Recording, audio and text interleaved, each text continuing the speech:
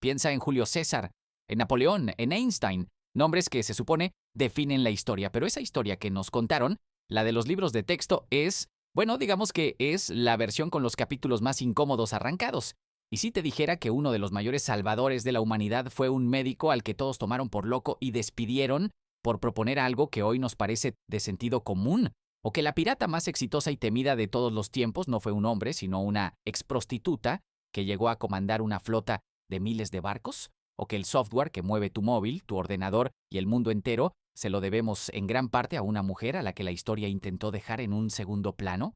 Sus nombres no están grabados en los grandes monumentos porque sus historias eran demasiado inconvenientes, demasiado reales y para algunos demasiado increíbles. Hoy vamos a leer juntos uno de esos capítulos prohibidos. A mediados del siglo XIX, entrar a un hospital para dar a luz era una lotería macabra, sobre todo en el prestigioso Hospital General de Viena. Allí había dos clínicas. En la segunda, atendida solo por matronas, la mortalidad era baja, de menos del 4%, pero en la primera, atendida por los médicos y estudiantes más prestigiosos, las mujeres morían sin parar de una misteriosa fiebre puerperal. La tasa de mortalidad era terrorífica, llegando a picos de entre el 10% y el 35%. Nadie sabía por qué. Se culpaba a todo, al aire, a la dieta, al miedo de las propias madres. Pero para un joven médico húngaro, Ignaz Semmelweis, nada de eso tenía sentido. Estaba obsesionado, revisaba registros día y noche buscando un patrón, una pista, y la respuesta trágicamente le llegó con la muerte de un buen amigo. Un colega se cortó el dedo con un bisturí durante una autopsia y murió con los mismos síntomas exactos que las madres. Ahí fue cuando Semmelweis ató cabos. Los médicos y estudiantes pasaban las mañanas en la sala de autopsias y luego, sin más, subían a atender los partos. Sus manos, aunque se las lavaran con agua y jabón, transportaban lo que él llamó partículas cadavéricas. Las matronas, en cambio, no tocaban cadáveres. La solución que propuso fue tan simple que resultaba casi un insulto. Ordenó que todo el personal se desinfectara las manos con una solución de cloro antes de tocar a cualquier paciente. Los resultados fueron brutales, casi un milagro. La mortalidad se desplomó más de un 90%, llegando a rondar el 1%. Salvó cientos, quizás miles de vidas. ¿Pero crees que le dieron las gracias? Todo lo contrario, se ganó el desprecio de la comunidad médica.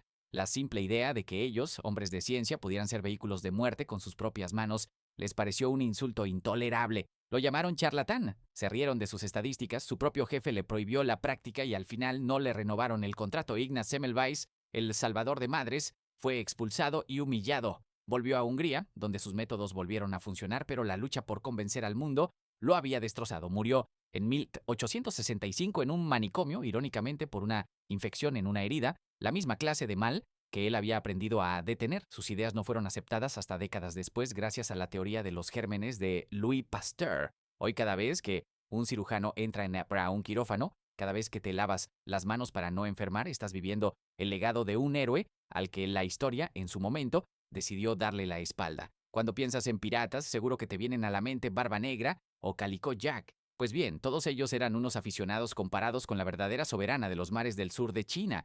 Su nombre era Chen Yi Zhao y su historia va a romper todo lo que creías saber sobre la piratería. A principios del siglo XIX, una joven llamada Xi Xianggu trabajaba en un burdel flotante en Cantón. Su destino parecía sellado hasta que en 1800 uno se cruzó en el camino de Chen Yi, el comandante de una temible flota pirata. Se casó con él, pero no llegó para ser un adorno. Llegó para ser el cerebro. Juntos unificaron a las bandas piratas rivales bajo una sola bandera, creando una confederación masiva. En 1807, Zheng Yi murió.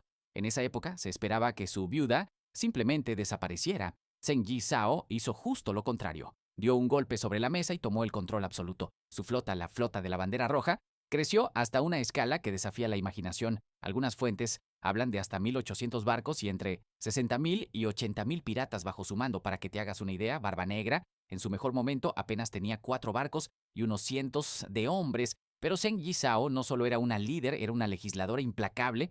Creó un código de leyes que hacía que la Marina Real Británica pareciera un juego de niños.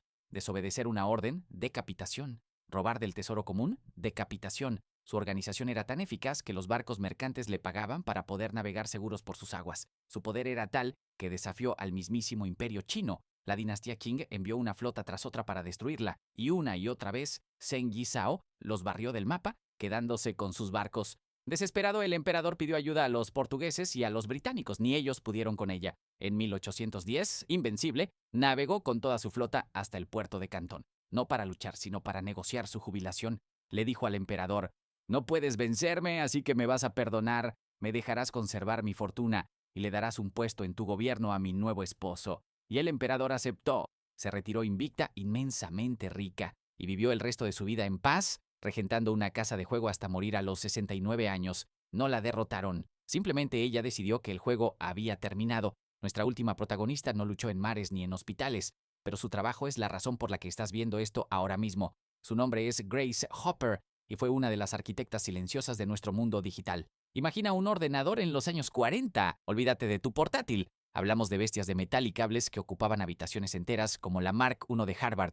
Programarlas era una locura. Había que escribir secuencias interminables de ceros y unos, un idioma que solo un puñado de matemáticos entendía. Y en ese mundo entró Grace Hopper. Con un doctorado en matemáticas por Yale, se alistó en la Marina de EEUU durante la Segunda Guerra Mundial y la asignaron a la computadora Mark I. Se dio cuenta de que la máquina era increíble, pero increíblemente difícil de usar. Y ahí, en medio de ese caos, Grace tuvo una idea que a sus jefes les sonó a chiste.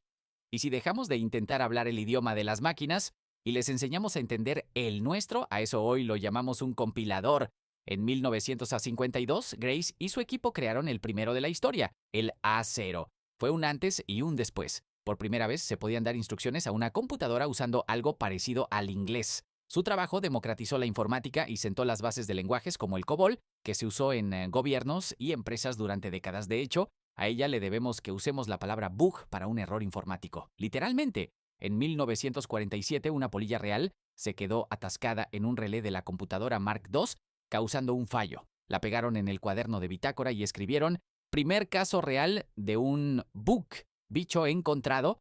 Es irónico, ¿no? Celebramos a los genios que construyeron los imperios tecnológicos, pero nos olvidamos de la mujer que les dio las herramientas para empezar a construir. Fue una de las muchas pioneras cuyo papel fundamental en la informática fue minimizado o directamente borrado de la historia oficial. La historia, la de verdad, está llena de fantasmas, de genios a los que no escucharon, de reinas a las que borraron y de pioneras a las que escondieron. Contar sus historias no es solo hacerles justicia, es entender que el puzzle de nuestro pasado tiene muchas más piezas de las que nos enseñaron en los libros. Si quieres seguir desenterrando estas historias increíbles, ya sabes qué hacer. Suscríbete y activa las notificaciones y ahora te toca a ti.